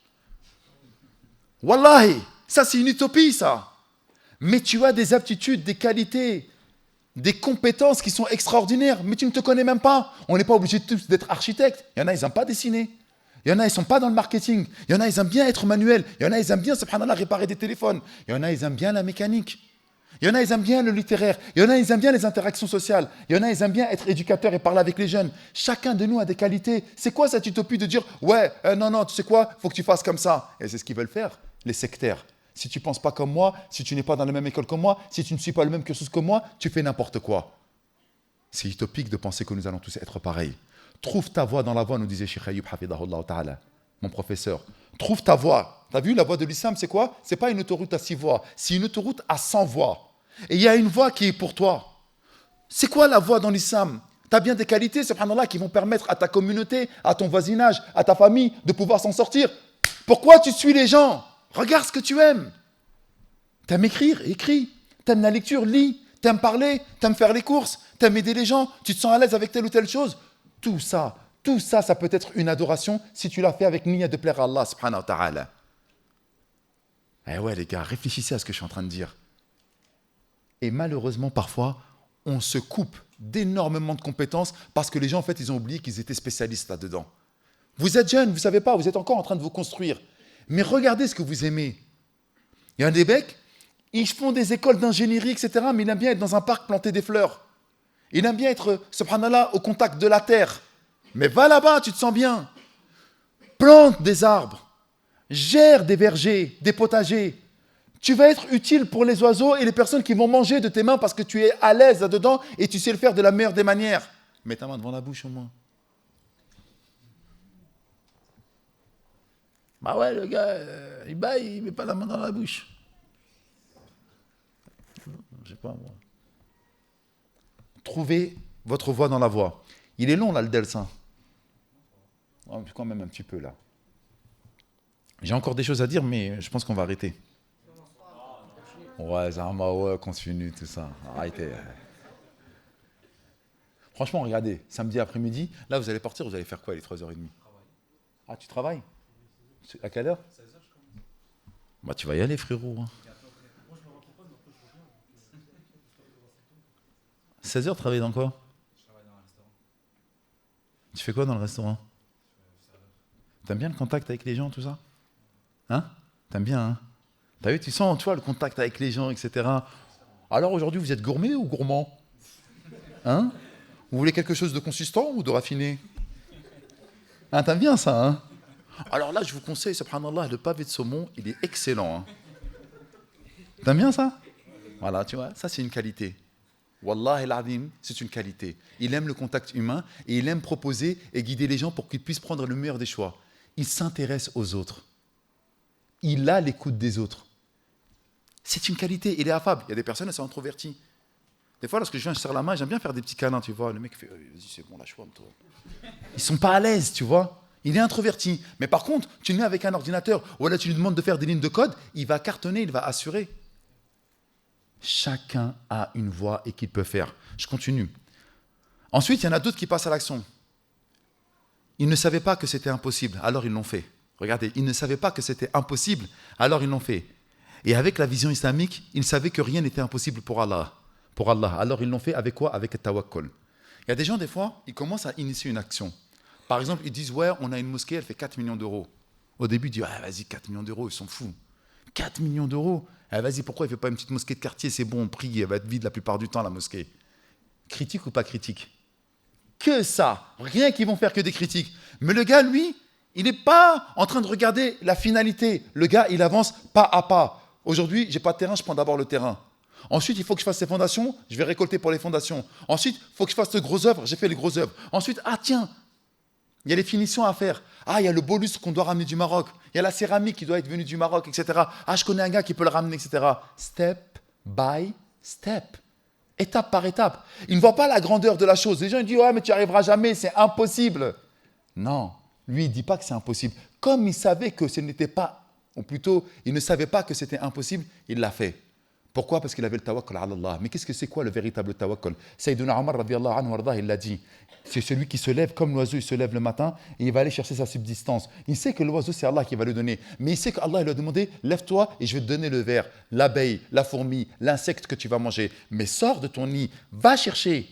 Eh bien, c'est exactement comme ça qu'il est le musulman. Le véritable tawakkul, c'est de sortir et de faire les actions. Et c'est pour ça qu'Omar, un jour, il est rentré dans une mosquée et il a vu des gens, subhanallah, assis en train de lire le Coran, etc. Masha'Allah. Il a dit, qu'est-ce que vous faites là? Il a fait, tu vois, on est en train d'évoquer Allah, subhanahu wa ta'ala. On a une confiance absolue en Allah, subhanahu wa ta'ala. Il a fait, mais comment vous gagnez votre vie? Il a dit, nahnu al-mutawakkiluna ala Allah. Nous sommes ceux qui s'en remettent à Allah, azza wa jal. Et là, Omar, radiyallahu anhu, qui était un fin lettré, il a dit, bal antum al-mutawakkilun. Vous êtes plutôt ceux qui faites rien du tout. Subhanallah. Juste une prolongation dans un mot. Vous faites plutôt rien du tout. Levez-vous et allez chercher votre subsistance. Et c'est exactement comme ça qu'il est le musulman. Il ne regarde pas l'immensité de la tâche. Pourquoi? Il n'a pas peur. Parce qu'Allah Azza wa Jalla, il est avec lui. وَإِذَا أَرَادَ شَيْئًا أَنْ يَقُولَ لَهُ كُنْ فَيَكُونَ. Et lorsqu'Allah subhanahu wa ta'ala, il désire une chose, il dit à cette chose, sois et allez. Lorsque tu as Allah avec toi, qu'est-ce qui est impossible? Là, vous vous dites, regardez les pays du Maghreb, les pays subsahariens, c'est une catastrophe, on vit mal. Molambique, ici, les frères, ils sont en train de faire n'importe quoi, ils sont en train de vendre, jamais ils reviendront, etc. Wallah, et qu'il y en a plein qui sont défaitistes. Mais lorsque tu as Allah avec toi, comment tu peux imaginer qu'ils ne reviennent pas? Qui tu es pour imaginer une chose impossible? Or, lorsque tu commences à parler et à mettre les choses en place et en œuvre, eh bien là, tu verras qu'Allah subhanahu wa ta'ala peut te soutenir ou pas. Et c'est ça la réalité. Mais nous, on ne fait même plus les choses. C'est fini. Hier, Wallah el-Ali al-Adim. Je suis parti dans un magasin et un frère il commence à me parler des problèmes qu'il y a ici avec les écoles, etc. Et il me fait, mais c'est fini, c'est mort. Les lobbying, ils sont trop forts. On n'y arrivera jamais. Et moi, je me suis étonné de cette parole-là. Et Omar disait qu'il était étonné de la ténacité des non-croyants, d'être sur le faux en faisant la promotion de cela. Et en même temps, de la nonchalance des musulmans alors qu'ils sont dans le vrai. Je répète avec des mots à nous, les frères. Les gens qui sont dans le haram, ils font la promotion du haram ou pas? Ils sont fiers d'avoir le haram ou pas? Ils sont fiers de s'habiller de manière haram ou pas? Ils sont fiers de montrer certaines choses de haram et imaginez tout ce que nous sommes en train de voir. Imaginez, hein. Il y a des choses qu'on ne peut plus dire dans le micro, vous êtes d'accord, hein? Oui ou non? Vrai ou faux? Hein? Ils vendent du haram, ils font la promotion du haram, ils se filment en train de faire du haram. C'est vrai ou c'est pas vrai? Et Sayyidina Omar, il était étonné. Des gens qui sont à al-batil, ils sont fiers. Et nous qui sommes à al-haq, nous qui croyons en Allah subhanahu wa ta'ala, on a honte. Et excuse-moi frère, s'il te plaît, t'as vu ma femme qui est là, etc. Est-ce que tu peux éteindre ta cigarette? Excuse-moi, hein, je suis désolé. Excuse-moi, t'es désolé. Voilà frère, t'as vu, est-ce que je peux faire la salade? Ça te dérange pas? Je peux à ton avis? Allahu Akbar. On est les serviteurs du miséricordieux Allah subhanahu wa ta'ala et on éprouve de la pudeur. Et il y a des marches de fierté quelque part, partout dans le monde, qui montrent qu'ils sont fiers de telle ou telle chose. Et nous, on n'est même pas fiers d'être musulmans. On a honte parfois d'être musulmans. Nous éprouvons de la pudeur de montrer notre pilosité à certaines personnes. Non, t'inquiète, c'est une barbe fashion. T'as vu, il y avait Caris, etc. Elle avait la même barbe. Ah, elle rigolait. Non, t'inquiète, propre. Incroyable. Non, mais non, parlons vrai, les frères. C'est vrai ou c'est faux ce que je suis en train de dire? C'est une catastrophe. On a honte d'être musulman. Alors que ceux qui sont sur le faux, ils sont fiers d'être sur le faux. Donc toi, tu as honte d'être le serviteur du miséricordieux, tu as honte de prendre le prophète Mohammed sallallahu alayhi wa sallam comme modèle, et tu veux avoir le soutien de sa majesté Allah subhanahu wa ta'ala. Rappelez-vous Bilal, ahadun ahad, ahadun ahad, et il le frappait. Il était fier. Wala Yasir et Soumaïa, les deux premiers martyrs de l'islam. Hein? Dis Lat wal Uzza wa Manat, adore cela, jamais de la vie, ahadun ahad. Première martyr de l'islam, une femme, elle était fière de sa religion. Je sais pas, moi je vous parle, moi. À un moment ou à un autre, vous voulez quoi? Le changement? Soyez fiers de votre Seigneur Allah subhanahu wa ta'ala et du prophète Mohammed. On ne vous demande pas d'imposer les choses aux autres. Je ne dis pas cette chose-là. Je vous ai demandé d'imposer les choses aux autres. Non, on est dans un pays de liberté, alhamdulillah rabbil alamin. Ma liberté m'impose d'être fier de ce que je suis. On ne l'est pas, les frères. On a honte. On se cache de notre vérité. Regardez ce que j'ai dit. C'est la vérité absolue, mais j'ai dit de notre vérité vis-à-vis de ceux qui ne croient pas comme nous. Mais on a le droit d'être fier de ce que nous sommes. C'est incroyable. Et là, c'est ma conclusion, et vous allez voir, c'est très fort. Les non-croyants arrivent à incarner des projets alors qu'ils sont dans le faux, alors qu'ils n'ont pas l'assistance d'Allah subhanahu wa ta'ala, alors qu'ils ne croient pas en Allah subhanahu wa ta'ala. Ils arrivent à réaliser des choses exceptionnelles, comme le nucléaire, la politique capitaliste et ses réalisations matérielles, en pensant que leur projet est vrai. Ils ont réussi, ils n'ont pas réussi à mettre une société à leur image. Ils ont réussi, ils n'ont pas réussi. Wallah, et qu'à l'époque, en Belgique, en France, etc., la femme, elle se couvrait le chef. Il y avait des choses, subhanallah, qu'il ne fallait pas faire en public. Il y avait le hashma, il y avait de la pudeur, il y avait des choses comme ça. Wallah, il y a 50 ans en arrière, c'était incroyable, les gars. Hein, incroyable. Maintenant, regardez comment ça a changé. Ils sont fiers de leur projet et ils l'ont mis en place. Vrai ou faux? On est dans un pays de liberté, ils font ce qu'ils veulent. Mais ils ont fait la promotion de ce projet-là. Pendant qu'eux, ils sont en train de promouvoir le faux, nous, regardez comment on est. On est dans les sciences de l'eschatologie. Qui sait ce que c'est que l'eschatologie? Qui a dit ça? Mashallah alik. Eh, Jojo, t'es chaud aujourd'hui. T'as vu, on le voit avec sa casquette Fly, Jordan, etc. Mais alhamdulillah. Comment tu t'appelles? Samir. Hafidhakallah ya Samir. Les sciences de l'eschatologie, c'est quoi? C'est les sciences de la fin du monde. Nous, on est complètement paralysés. Pourquoi on est paralysés? Eh frère, c'est fini. Regarde, il y a des tremblements de terre, il y a des tornades. Changement climatique. Ça y est, Messie Ad-Dajjal, il va bientôt sortir. Mehdi, il va bientôt arriver. Et là, ils sont en train de surveiller qui va lire. Hein? L'imam, il va s'absenter, c'est le Mehdi qui va prendre l'imama. Ah, ça y est, regarde, on est plus rapide que le vent, etc. On fait que de voir les signes de la fin du monde. Allez dans n'importe quelle librairie. Les livres qui se vendent le plus, c'est quoi? Les signes de la fin du monde. Et l'autre, bien sûr? Non, mariage, c'est vrai, c'est le numéro 3. Hein? Les djinns. Ruqya. Comment se prémunir des démons? Est-ce que c'est un djinn amoureux? C'est vrai ou c'est pas vrai? On n'est que là-dedans. Pendant que eux, ils sont en train de construire un projet qui est à l'image de leur personne, alors qu'ils sont dans le faux, pour nous les musulmans, alors qu'Allah ne les soutient pas, ils arrivent à réaliser leur projet matériel. Et nous qui sommes dans le vrai, ah, c'est fini, ça ne sert à rien. Les sciences de l'eschatologie nous disent que c'est fini. Et pourtant, il est essentiel d'agir, car le monde appartient à ceux qui agissent. La preuve, eux, ils agissent. Et c'est ainsi qu'étaient les pieux prédécesseurs, radiyallahu anhum. Et je vous donne un exemple. Un Nabi alayhi salatu wassalam, il disait que même si demain c'est la fin du monde et que tu as une graine dans la main, plante-la. Pourquoi? Je l'ai dit ici la dernière fois. Hein? Oui, mais à quoi elle sert cette action-là alors que demain c'est la fin du monde?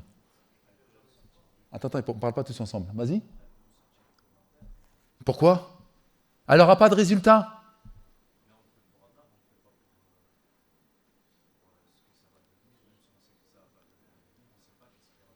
Donc, hein? Non. Mais tu as raison, depuis tout à l'heure, ce que tu dis, c'est vrai. Synthétise juste le propos. Tu as dit, on fait les choses pour Allah, mais on ne le fait pas pour le résultat. Donc, en fait, ce qu'on est en train de faire, nous, ce n'est pas en essayant, en escomptant un résultat, on le fait parce que cette action-là est déjà une bonne action et que je vais la retrouver à même Allah, Jalla fa'ulah. C'est très fort ce qu'il nous a dit le prophète, alayhi salatu wassalam. On ne fait pas les choses pour essayer d'avoir un résultat. On ne fait pas les choses pour essayer de voir une chose. Il y a des gens, ils ont planté des graines partout, ils ont construit. Vous savez qu'à l'époque, lorsqu'on construisait des cathédrales ou des mosquées, les gens qui commençaient à construire la cathédrale, ils savaient qu'ils n'allaient pas la voir finir. Ils faisaient ça sur 100 ans, 120 ans, les châteaux forts. C'est-à-dire qu'il commence à construire quelque chose et il ne verra pas sa fin. Toute sa vie, c'était un charpentier. Toute sa vie, c'était un maçon qui construisait. Et à la fin, il allait mourir, il n'allait pas voir l'œuvre s'achever. Mais lorsqu'il a mis les choses en place, il a laissé quoi pour la future génération? Allahu Akbar. Ce qui importe pour nous, c'est l'action d'œuvrer pour pouvoir le retrouver devant Allah yawm al-qiyamah. Et donc, lorsqu'on nous dit, ouais, ça ne sert à rien, Masih ad-Dajjal, il va venir, l'imam Mahdi, il va sortir, pas moi, hein, l'imam Mahdi, il va sortir. Ça ne sert à rien d'œuvrer, c'est fini, regardez les tremblements de terre, etc. Pendant que nous sommes en train de réfléchir comme ça, eux, ils sont en train de construire leur utopie. Et les études en psychologie sociale montrent généralement que les gens qui se réfugient dans les théories fatalistes, conspirationnistes, sont marqués par une forme de dépit. Ah, vas-y, c'est bon, c'est mort, ça ne sert à rien du tout. Et c'est facile. Lorsque tu dis en fait, c'est fini, Masih ad-Dajjal, il va arriver, c'est la fin du monde. En fait, tu es en train de te rassurer pour faire quoi? Vas-y, je vais rester, je vais partir au Maroc, je vais acheter un terrain, je vais acheter des moutons, il y aura une mosquée un petit à côté, allez, venez, on sort. On va sortir le mouton, je vais avoir un petit poulailler, je vais prendre des œufs bio, je vais faire ma salade, je vais lire le Coran. C'est vrai ou c'est pas vrai? Combien de fois je l'ai entendu ça? 3 minutes? Ok, 3 minutes pourquoi? L'Asr? Ok.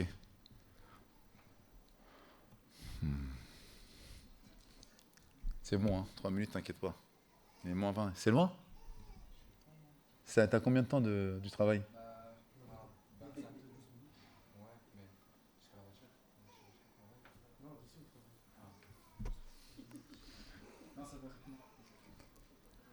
Non mais celui il a mis la pression, mais c'est pas grave, même après si tu arrêtes d'enregistrer, là je suis bien avec eux là. Allah vérifie. Donc, les études en psychologie sociale nous montrent que lorsqu'on est dépité, eh bien ça nous permet de dire quoi? Vous savez quoi? Le monde il est fini, ça ne sert plus à rien du tout, vas-y j'œuvre pas. En fait c'est une excuse que nous sommes en train de se donner pour ne pas agir. Tous ceux qui sont là-dedans, les illuminatistes, les complotistes, ils nous ont fait ci, ils sont en train de contrôler le lobby de ça, le lobby de ça. Ils sont trop forts pour nous. C'est des tentacules. On ne peut rien faire. C'est fini. Mais en fait, ils sont aigris car ils n'ont pas de rôle dans cette réalité. Bah oui, tu n'as pas de rôle à jouer, donc tu es dégoûté, vas-y, ça ne sert à rien du tout. Et ils s'innocentent car ils n'ont pas de rôle et de responsabilité dans la décadence ambiante. Et il y a des grands méchants qui règnent et ils contrôlent tout. Et finalement, leur théorie se retourne contre eux. Car à force d'être fatalistes et défaitistes, eschatologiques, en attendant, ils ne font rien. Pendant que les autres sont en train de tourner à plein régime. Ceux qui ont une utopie incroyable. Eux, ils sont en train d'agir. Ils sont en train de mettre leurs choses en place. Et nous, on dit, ouais, non, ça ne sert à rien, c'est fini. Et donc, ils agissent et deviennent de plus en plus puissants pendant que nous sommes en train de devenir de plus en plus pauvres. Et ça, c'est un cercle vicieux. Il n'y a rien de noble à se replier dans ce genre de discours car on se met de facto dans les camps des gentils sans agir. Ouais, moi, je suis un mec bien, je suis un musulman. Allah, il va me donner le paradis. Cette dunya, elle ne vaut rien du tout, il a dit Allah subhanahu wa ta'ala. J'attends d'avoir le paradis. Or, accepter l'injustice sans la changer d'une quelconque façon est une sorte de complicité dans l'injustice. Un peuple qui se met à genoux est davantage responsable de la tyrannie que le tyran lui-même, disait Étienne de la Boétie. Je répète, un peuple qui se met à genoux est davantage responsable de la tyrannie que le tyran lui-même. Parce qu'en fait, tu vois l'injustice, et tu te tais. Or, le musulman, il n'a pas d'objectif de résultat. Le musulman, il doit dire que c'est une injustice. Man ra'a minkum munkara falyughayyirhu biyadi, avec sa main. Fa in lam yastati'. S'il voit un mal, il doit le changer avec l'action, avec sa main. Fa in lam yastati' fa bilisani, avec la langue. Et s'il n'y arrive pas avec la langue parce qu'il a peur du tyran, etc., fa biqalbi, avec le cœur. Wa dhalika ad'aful iman. Et c'est le degré minimum de la foi. Nous, on voit quelqu'un, un frère est en train de sortir avec une meuf, on se dit même plus au fond de notre cœur, mais c'est un truc de fou ce qu'il fait. Mais c'est un truc de fou, il n'a pas le droit d'être avec elle. C'est haram. Nous, on voit maintenant normal, comme je vous l'ai dit tout à l'heure, c'est son crunch, c'est complètement normal. Ça glisse. Wallahi, vous rigolez, mais imaginez, hein, si votre cœur ne ressent plus que le gars est en train de faire un péché ou que la sœur est en train de faire un péché, qu'est-ce que ça veut dire? Qu'est-ce que ça veut dire? Ça veut dire que même le degré minimum de la foi, vous ne l'avez plus. Et donc, en fait, vous êtes complice de ce qui est en train de se passer. Franchement, je vais finir. Hein. Il reste un paragraphe. Donc, bien entendu qu'il y a des méchants, bien entendu qu'il y a des conspirationnistes, bien entendu qu'il y a des lobbies, bien entendu qu'il y a des gens qui veulent du mal. Mais eux, ils le font en étant pleinement conscients qu'ils peuvent changer la donne. Nous devons le faire également en ayant pleinement conscience qu'Allah subhanahu wa ta'ala est avec nous et que nous avons pleinement confiance en Allah subhanahu wa ta'ala. Et ce propos, Afan met bien les choses en perspective car ils ne sont pas grands.